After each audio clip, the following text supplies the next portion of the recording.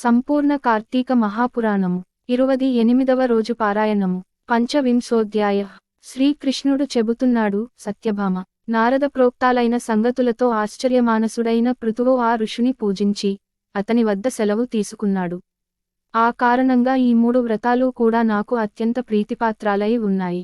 మాఘ, కార్తీక వ్రతముల వలనే తిథులలో ఏకాదశి, క్షేత్రములలో ద్వారక నాకత్యంత ప్రియమైనవి సుమ. ఎవరైతే వీటిని విధివిధానంగా ఆచరిస్తారో వాళ్ళు నాకు యజ్ఞాధిక్రతు కర్మకాండలు చేసిన వారి కంటే కూడా చేరువ సన్నిహితులవుతున్నారు. అటువంటి వాళ్ళు నా కరుణాపూర్ణులై పాప్భీతి లేని వాళ్ళవుతారు. శ్రీకృష్ణ వచనామృత శ్రవణజాత విస్మయమైన సత్యభామ స్వామి, ధర్మదత్తునిచే దారబోయబడిన పుణ్యం వలన కలహకు కైవల్యం లభించింది. కేవలం కార్తీక స్నానపుణ్యం వలన రాజద్రోహాది పాపాలు పటాపంచలైపోతున్నాయి. స్వయంకృతాలో కర్తల నుండి దత్తములో అయినవి సరే, అలా కాకుండా మానవజాతికి పాపపుణ్యాలేర్పడే విధానమేమిటి, దానిని వివరించు అని కోరడంతో గోవిందుడిలా చెప్పసాగాడు. పాప పుణ్యములు ఏర్పడు విధానము దేశ గ్రామకులానిస్యు రభోగభాంజి కృతాదీషు కలౌతు కేవలంకర్తా ఫలభపుణ్య పాపయో. ప్రియా, కృతయుగంలో చేయబడిన పాపపుణ్యాలు గ్రామానికి, ద్వాపరయుగంలోనివి వారివారి వంశాలకి చెందేవి. కలియుగంలో చేయబడిన కర్మఫలం మాత్రం కేవలం ఆ కర్తకొక్కడికే సిద్ధిస్తుంది. సంసర్గ రహిత సమాయత్తములయే పాపపుణ్యాలను గురించి చెబుతాను విను. ఫలాపేక్ష కలిగిన మానవుడు ఒక పాత్రలో భుజించటం వలన, ఒక స్త్రీతో రమించడం వలన కలిగే పాప పుణ్యాలను తప్పనిసరిగాను సంపూర్తిగాను అనుభవిస్తున్నాడు. వేదాది బోధనల వలన, యజ్ఞము చేయడం వలన, పంక్తి భోజనం వలన కలిగే పాప పుణ్యాలలో 4వ వంతును మాత్రమే పొందుతున్నాడు. ఇతరులచే చేయబడే పాప పుణ్యాలను చూడడం వలన, తలంచుకోవడం వలన అందులోని 100వ భాగాన్ని తాను పొందుతున్నాడు. ఇతరులను దూషించేవాడు, తృణీకరించేవాడు, చెడుగా మాట్లాడేవాడు, పితూరీలు చేసేవాడు, వీడు ఇతరుల పాపాలను తాను పుచ్చుకుని పుణ్యాన్ని జారవిడుచుకుంటున్నాడని తెలుసుకో. తన భార్య చేతనో, కొడుకు చేతనో, శిష్యుని చేతనో తప్ప ఇతరుల చేత సేవలు చేయించుకొన్నట్లయితే తప్పనిసరిగా వారికి తగినంత ద్రవ్యమును ఇచ్చి తీరాలి. అలా ఇయ్యనివాడు తన పుణ్యంలో సేవానురూపమైన పుణ్యాన్ని ఆ ఇతరులకు జారవిడుచుకున్న వాడవుతున్నాడు. పంక్తి భోజనాలలో, భోక్తలలో ఏ లోపం జరిగినా, ఆ లోపం ఎవరికి జరిగిందో వారు యజమానుల పుణ్యంలో 6వ భాగాన్ని హరించినవారవుతున్నారు.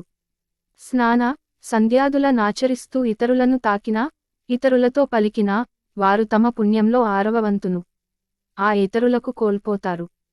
ఎవరి నుండి అయినా యాచన చేసి తెచ్చిన ధనంతో ఆచరించిన సత్కర్మ వలన కలిగే పుణ్యం ధనమిచ్చిన వానికే చెందుతుంది.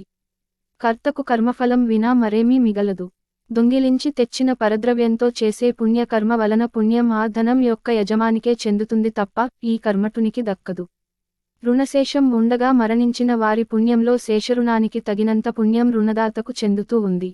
పాపంగాని పుణ్యంగాని ఫలానా పని చేయాలనే సంకల్పం కలిగినవాడు, ఆ పని చేయడంలో తోడ్పడేవాడు, దానికి తగినంత సాధన సంపత్తిని సమకూర్చినవాడు, ప్రోత్సహించేవాడు తలా ఒక 6వ వంతు ఫలాన్ని పొందుతారు. ప్రజల పాప పుణ్యాలలో రాజుకు, శిష్యుని వాటిలో గురువుకు, కుమారుని నుండి తండ్రికి, భార్య నుండి భర్తకు 6వ భాగం చేరుతుంది. ఏ స్త్రీ అయితే పతిభక్తి కలదై నిత్యం తన భర్తను సంతోషపెడుతుందో ఆ స్త్రీ తన భర్త చేసిన పుణ్యంలో సగభాగానికి అధికారిని అవుతుంది.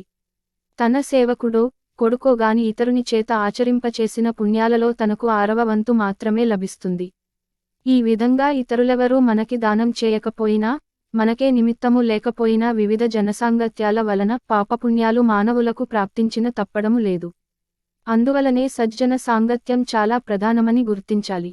ఇందుకుదాహరణగా ఒక కథ చెబుతాను విను. పంచవింశోధ్యాయ సమాప్త.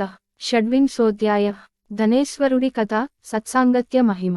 బహుకాలం పూర్వం అవంతిపురంలో ధనేశ్వరుడనే బ్రాహ్మణుడుండేవాడు. సహజంగానే ధనికుడైన అతగాడు కులాచార భ్రష్టుడై పాపాసక్తుడై చరించేవాడు. అసత్య భాషణం, చౌర్యం, వేశ్యాగమనం, మధుపానం ఇత్యాది దుష్కర్మలలో చురుకుగా పాల్గొనడమేగాక షడ్రసాలు, కంబళ్ళు, చర్మాలు మొదలైన వర్తకాలు కూడా చేసేవాడు. వర్తకం నిమిత్తము ఒక దేశము నుంచి మరొక దేశానికి వెళ్లడం అతని అలవాటు. అదేవిధంగా ఒకసారి మహిష్మతీనగరం చేరాడు. ఆ నగర ప్రాకారం చుట్టూ నర్మదానది ప్రవహిస్తూ ఉంది. ధనేశ్వరుడు ఆ పట్టణంలో వర్తకం చేసుకుంటూ ఉండగానే కార్తీకమాసం ప్రవేశించింది. దానితో ఆ ఊరు అతి పెద్ద యాత్రాస్థలిలా పరిణమించింది. వచ్చేపోయే జనాల రద్దీ వలన వర్తకం బాగా జరుగుతుంది గదా. ధనేశ్వరుడా నెలంతా అక్కడనే ఉండిపోయాడు. వర్తక లక్ష్యంతో ప్రతిరోజూ నర్మదా తీరంలో సంచరిస్తూ అక్కడ స్నాన, జప, దేవతార్చన విధులను నిర్వహిస్తున్న వారిని చూశాడు. నృత్యగాన మంగళవాద్యయుతంగా హరికీర్తనలను, కథలను ఆలాపించేవారు, విష్ణు ముద్రలను ధరించిన వాళ్ళు, తులసి మాలలతో అలరారుతున్న వాళ్ళు అయిన భక్తులను చూశాడు. చూడటమే కాదు, నెల పొడుగునా తానొక్కడే మసలుతుండటం వలన వారితో పరిచయం కలిగింది. వారితో సంభాషిస్తుండేవాడు. ఎందరో పుణ్యపురుషులను స్వయంగా స్పృశించాడు. తుదకు ఆ సర్జన సాంగత్యం వలన అప్పుడప్పుడు విష్ణు నామోచ్చరణం కూడా చేసేవాడు. నెల రోజులు ఇట్టే గడిచిపోయాయి. కార్తీకోద్యాపన విధిని, విష్ణు జాగరాన్ని కూడా దర్శించాడా ధనేశ్వరుడు. పౌర్ణమి నాడుగో బ్రాహ్మణ పూజల నాచరించి, దక్షిణ భోజనాదులను సమర్పించే వ్రతస్థులను చూశాడు. పిదప సాయంకాలం శివ ప్రీత్యర్థం చేయబడే దీపోత్సవాలను తిలకించాడు. సత్యభామ, నాకు అత్యంత ప్రీతికరమైన కార్తీక మాసంలో శివారాధన దేనికా అని ఆశ్చర్యపడకు సుమ. మమరుద్రస్యయః కశ్చిదంతరం వరికల్పయేత్ తస్య పుణ్యక్రియాస్సర్వానిష్ప్లాస్యుర్న సంశయః.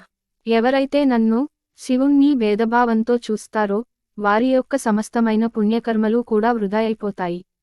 అదీగాక ఆ శివుడు కార్తీక పౌర్ణమినాడే త్రిపుర సంహారం చేసినవాడవడంచేత కూడా ఆయన నారోజున ఆరాధిస్తారు.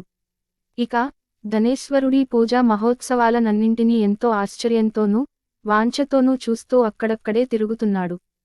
కాని ఆ సమయంలోనే కాలవశాన ఒక కృష్ణసర్పం అతనిని కాటువేయటం, తక్షణమే స్పృహ కోల్పోవడం, అపస్మారకంలో ఉన్న అతగాడికి భక్తులు తులసి తీర్థాన్ని సేవింపచేయడం, ఆ అనంతరం క్షణంలోనే ధనేశ్వరుడు దేహత్యాగం చేయడం జరిగింది.